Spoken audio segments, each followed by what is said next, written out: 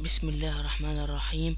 النهاردة هقول لكم ازاي تنزلوا العاب بدون حساب على الكمبيوتر ويندوز 7 بدون حساب وبدون اي حاجة.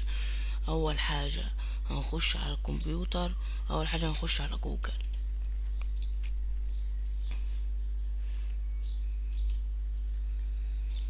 يفتح معنا نكتب هنا تنزيل العاب مجانا.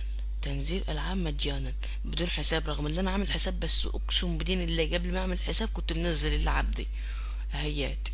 والله العظيم اللعبة ديت كنت منزلها، واللعبة ده ديت وديت والله العظيم بدون حساب. هتشوف بعد كده هنفضل ننزل تحت لحد الموقع ديت، وهسيب لكم اللينك بتاعه اول تعليق، اللي هو جميع العاب تنزيل العاب مجانا. هتخش عليه هو الموقع ديت لازم هيظهر لك كل الالعاب، اختار منها اللي انت عايزه. بس بص، في العاب زي ديت وديت وديت ما ينفعش على تطبيق، ما ينفعش على بتاع ويندوز 7 الصراحة، يعني مش هكدب.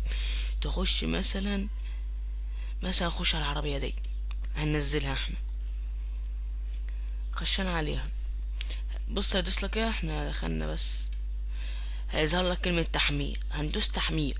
والله العظيم ما اكدب، بيقول لك ايه، سيبدأ التنزيل في غضون 7 ثواني اهيات. كل ما تنزل هتعمل،